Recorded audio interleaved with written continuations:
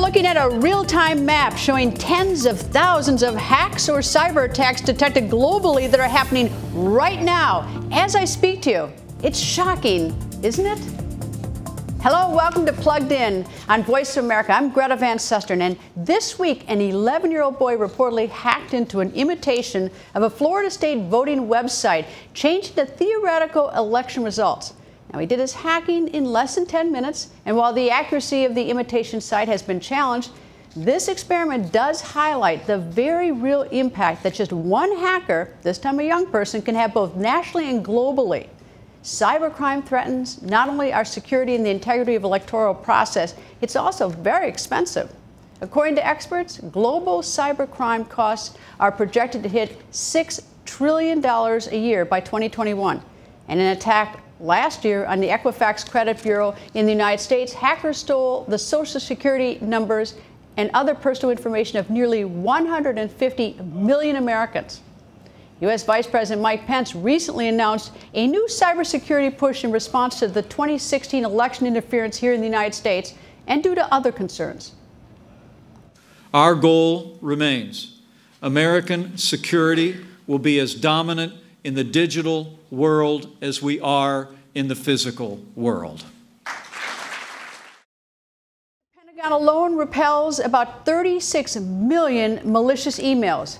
But the problem of cyber attacks, it's much bigger than the United States. It is a worldwide crisis. So where are the attacks originating? According to Security Today magazine, in 2017, 41% of cyber attacks originated in China, 20% originated in Turkey, 17% in the United States, 8% in Brazil, and 4% in Russia. Other countries were responsible for 9% of cyber attacks. The countries most affected by cyber attacks were Indonesia, followed by the Philippines, India, the United States, Turkey, and Brazil. In this program, you're going to hear from a hacker, an African cybersecurity specialist, and a tech journalist. But first, to talk about the national security implications of cyber warfare, Kim Zetter. She covers cybersecurity for Wired magazine and is author of the book Countdown to Zero-Day Stuxnet and a launch of the world's first digital weapon. Nice to see you, Kim. Thank you. All right, first of all, we think of weapons of mass destruction like nuclear weapons or bio or chemical weapons. Now we have cyber warfare. Is that a weapon, potentially a weapon of mass destruction in your mind? Mass destruction, I'm not sure. I think that what we'll see is digital weapons used in conjunction with kinetic weapons. But in terms of a digital weapon causing mass destruction, probably not.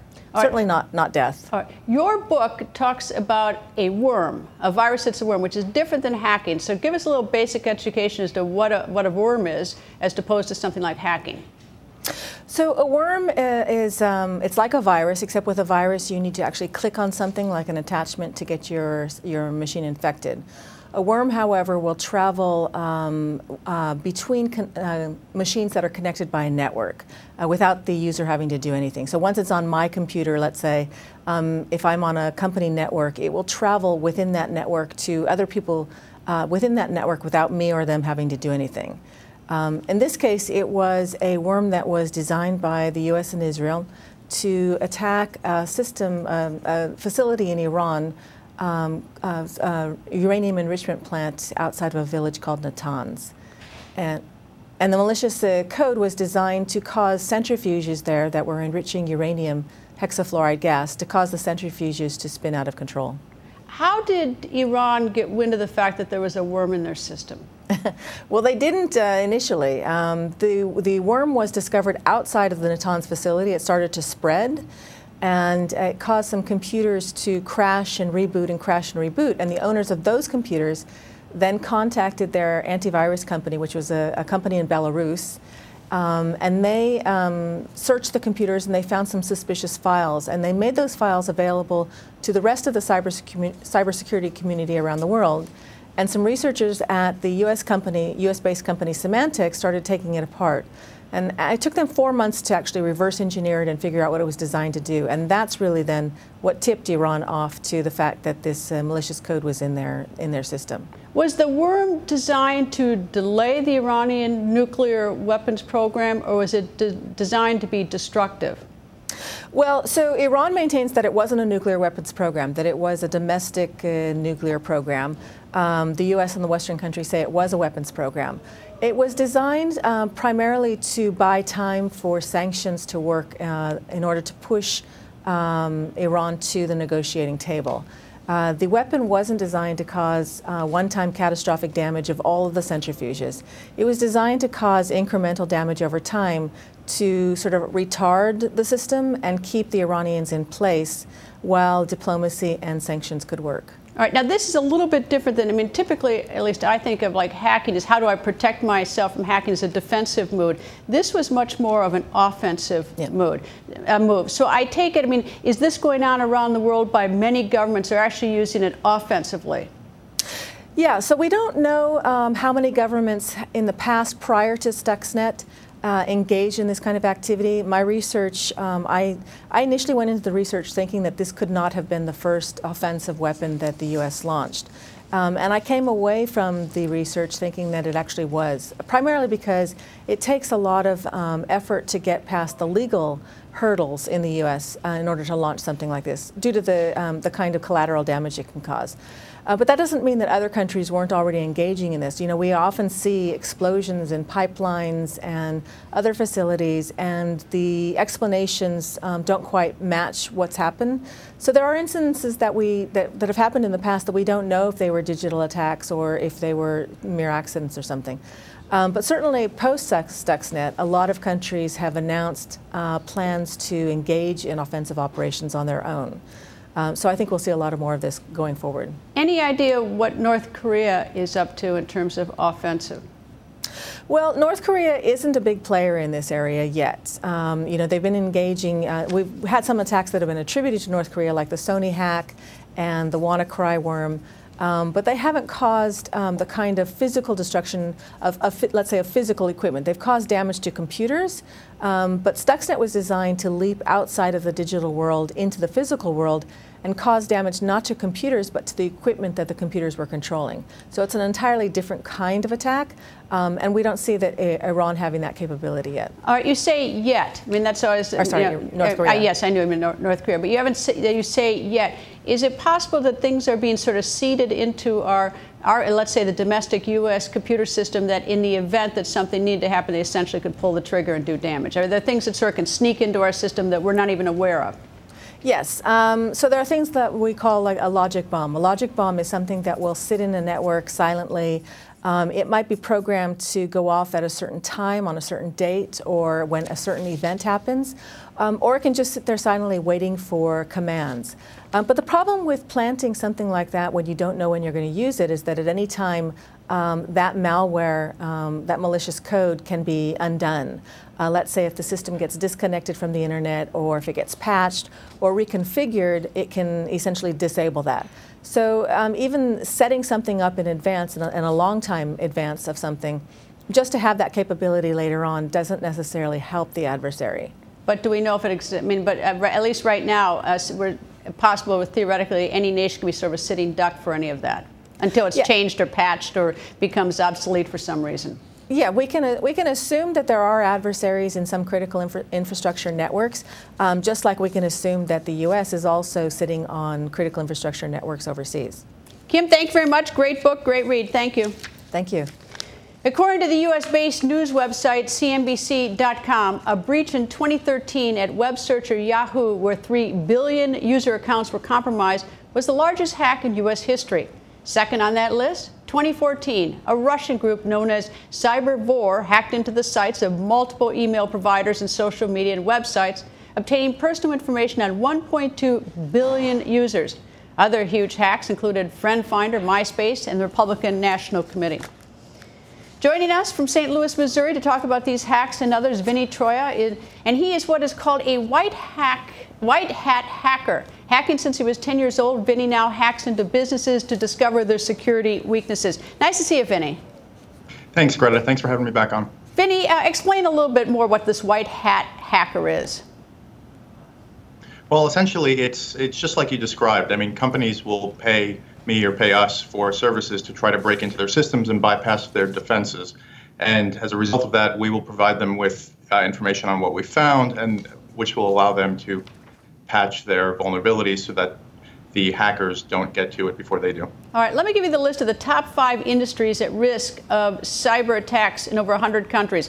Healthcare, manufacturing, financial services, government, transportation. That all sounds scary to me. But let me just ask you to start with financial services, since the FBI has issued some sort of warning that there may be a global cash grab from ATMs, which I assume is a hacking of some sort. But tell me, how at risk are banks? I'd say banks are obviously the primary target because that's where the money is. I've also seen a number of banks, here in the U.S. specifically, really beef up their security. I mean, there's a lot of regulations surrounding the information security of banks. So I think there's a lot of safeguards put in place now. But if you look at banks around the world, traditionally, when you see big cash outs and big ripoffs occurring, they're occurring with banks happening overseas. So even though the regulations are maybe more stringent here in the U.S., there are certainly banks all over the world that are getting hit pretty regularly. All right, aviation. I fly a lot, so naturally, I'm alarmed by at the thought that, besides other things being hacked into, like banking and healthcare, but that aviation could be hacked into, because I assume that would create incredible havoc. Is it? And I don't know if you can quantify it this way, but is it easy to hack into these aviation corporations or into banking? I mean, I guess it all depends on skill level. I mean, sometimes sometimes you just kind of get lucky and you find the door wide open, which is what happens a lot of the times with these big hacks. I know there was a gentleman, Chris Roberts, who was able to hack into an airline a few years back just by plugging into one of the ports under the seat. And so nobody saw that coming, but he was able to access the airline controls or the airplane's, manual controls. And so obviously that caused a big stir. But so when you look at it from that way, I mean, he was able to simply just plug in.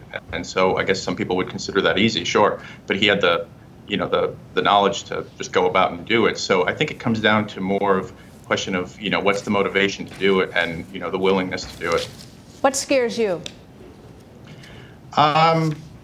This whole Bitcoin thing is interesting. I think no one really understands how a lot of people don't understand how Bitcoin really works. And so with all these new currencies coming out, where's the money really? I mean, who's actually holding it and how are the funds, being secured and transferred? I think I think we're seeing more and more Bitcoin agencies being hacked, and that's probably where things are heading at this point. What about the New York Stock Exchange? Are all those companies that are on the exchange, I realize it's giants, huge, but are they pretty much ahead of the game and secure, or is that a real reason? Is that a real vulnerable spot? It's always going to be a vulnerable spot, but as far as the New York Stock Exchange, I've actually done work with them before. I mean, they host a few live simulations annually where they have people come in and actually try to hack in under live circumstances to make sure that there's nothing going on. So I think the stock exchange is pretty secure at this point. But that's not to say that someday someone might not just leave the door wide open. It certainly has happened before. What about that 11-year-old who, at least they think that in this hypothetical or imitated website, could hack into the electoral website in Florida? Well, that was really cool. So the DEF CON conference just ended, and they had this voting hacking village, or this voting machine hacking village.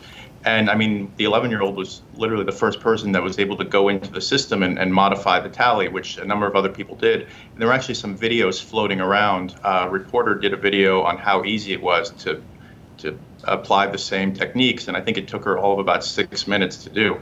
So regardless of what they're saying on whether or not this was an accurate hack or whether or not it was an accurate representation of the voting booths, the point is an 11-year-old still did it, and it's something that needs to be addressed. Vinny, nice to see you again. Thank you. It's been a long time. Cyber attacks are a global problem, and securing against them requires a global solution. That means working with allies worldwide. Ambassador Omar Aruna is managing partner at U.S. Africa Cybersecurity Group and former ambassador of Benin to the United States. He works on securing digital assets around Africa. Nice to see you, sir. Hello, Greta. All right, explain to me, since we're now a global economy, what happens if a bank in an African nation gets hacked? Well, you see, when the bank in African nation get hacked, it destabilizes the whole world financial system. That's one thing. I'll give you a simple example. In Nigeria currently, I think all the major U.S. Oil companies are working in Nigeria. They're investing in stock over there. They're investing about $3.5 billion in stock over there. Think about that.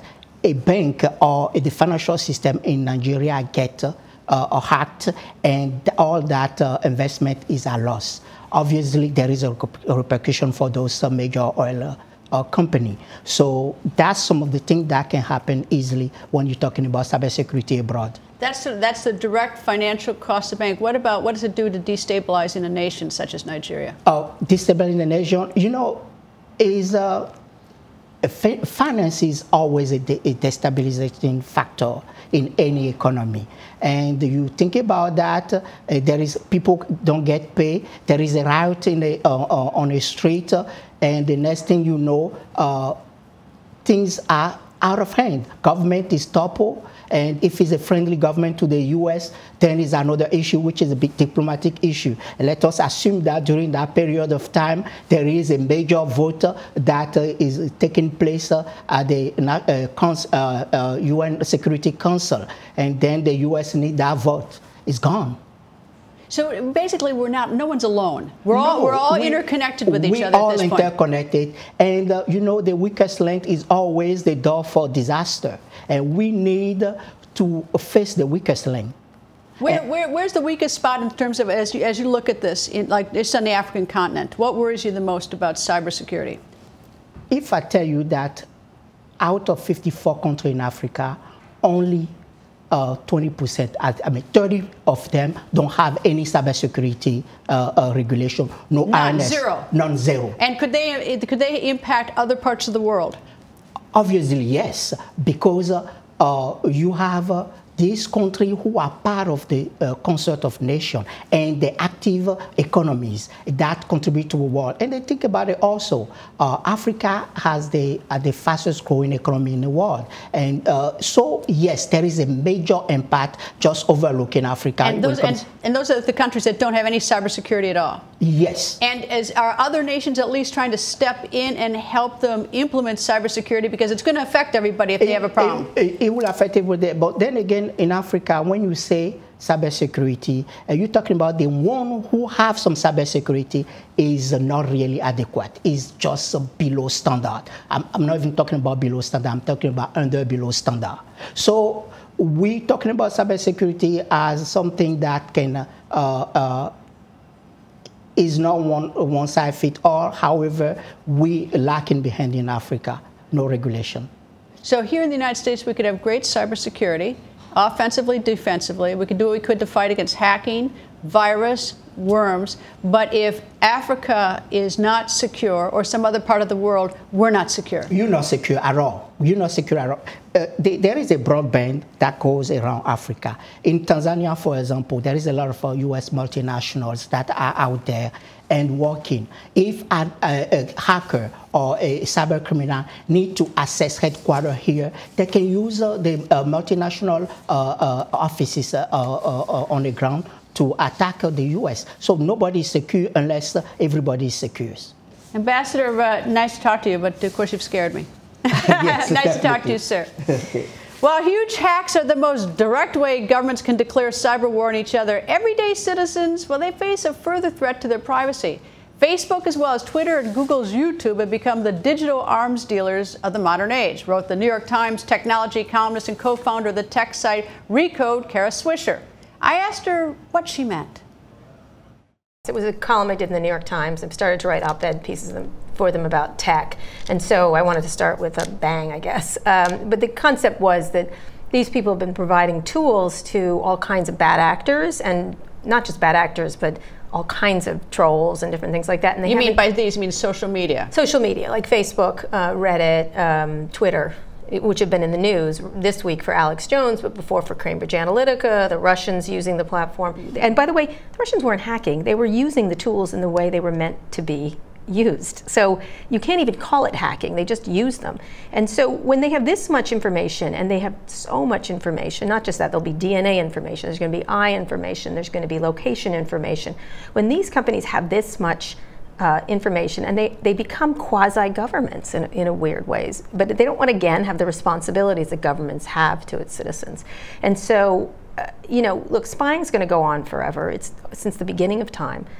Do you really trust these companies to protect your privacy? And that's really the question. I don't. All right, that's your privacy. What about cybersecurity? I mean, are people at some sort of risk? Well, if they couldn't protect the information that went out to Cambridge Analytica, do you really trust them to protect you from people who are really intent on stealing the information? I don't know. But the fact of the matter is, we created all these systems without thinking of the safeguards that need to be in place. And the minute you try to put safeguards in, they accuse you of First Amendment, they accuse you of censorship, they accuse you of this. You cannot do bad things in life either. And you cannot sort of sully, if you're making a product, sullying the product with these people makes it a worse product. It's like being in a city and all of a sudden there's broken glass everywhere. And if they want to create a city and they want to run it, they have to run it the way they need police, they need firemen, they need all kinds of things. Do you see any risks at all, this sort of big picture, like to our banking system or anything? Everything. So this is a cybersecurity risk to our banking. Well, it's already under siege everywhere. You know, there's all kinds of different really interesting technology around blockchain and others that they're trying to reform this and trying to figure out ways to do it. There is always going to be bad actors. People are always going to try to rob a bank wherever it happens to be. That's because that's where the money is, right? And so as we start to shift things and we start to move to everything online and to everything in the cloud, we've got to really pay attention to the consequences. And I think what happened is you have a bunch of people in Silicon Valley who literally do not think of the impact of the creations they've made, and they don't want to be responsible for them. Don't care? No, it's too easy to say that. Don't think about it. Now, those of you who have been following Plugged In know that press freedom is a topic we discuss routinely here and is specifically protected in the U.S. Constitution. It's vital to freedom. Press is not free, though, in many parts of the world, and today's story about lack of press freedom hits close to home for Voice of America. Authorities in China arrested 2 VOA Mandarin service reporters. They were arrested while conducting an interview with Su Wenguan, a Chinese citizen who had 2 weeks earlier also been arrested and subsequently released for speaking to Voice of America.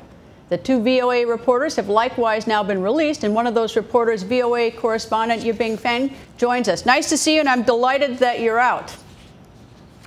Hi, nice to see you too. So what happened? Yeah, we have broadcasted the news about Professor Su Wenguan for about 2 weeks. Su Wenguan was, active critic of Chinese government and its policy, against the universal values for a long period of time, about probably 20 years, 30 years. And he was recently invited to VOA's Mandarin TV show live to talk about Chinese leaders' policy for investment overseas. He just called the policy as just money throwing and very risky. He said it was not appropriate to do that overseas while so many people in China are still struggling under the poverty line. Just then, he was stopped by some secret police who broke into his home to interfere with the live interview with the VOA. And then shortly, he was not heard of from then on. And we tried to contact him by all means. But there was no response from his cell phone or from his landline phone or email or Skype, nothing. So we try to follow his whereabouts, for many days. We went to, my colleague Alan and I personally went to Jinan, Mr. Sun's hometown, to check out, at his apartment. But we found nothing. And his neighbor told us he probably was put under house arrest at a hotel or something. And last weekend, we heard that Professor Sun and his wife were put back home again, still under severe. And if I may stop, that video we have is then is you actually trying to talk to him, and then you were detained. And what happened to you? Yes, just we arrived at his apartment to see if he was really put back home, and we found him home, but quite a number of secret police and plainclothes men were still at his door watching him. So we just tried to have an interview with him, and my colleague Alan started live streaming on Twitter at the moment. And Professor Sun told his experience for the last 10 days or so, where he was put was 4 hotels. At each hotel they were staying there just for a couple of days, and the police tried to ask them to make a statement, to publish a statement, telling people that they were traveling, they were on a tour, but they refused. And of course, then you were in custody, and you were taken into custody. And if I can just sort of jump ahead, not to cut you off because we're running out of time, but you have now been released, thankfully. But it just once again puts a spotlight on the fact that there aren't press freedoms around the world, and that we have it here in the United States. And as noted, I'm delighted you and your colleague are out. That's all the time we have for today. Stay plugged in by liking us on Facebook at Voice of America. You can also like my Facebook page at facebook.com/Greta, and follow me on Twitter at Greta. Thank you for being plugged in.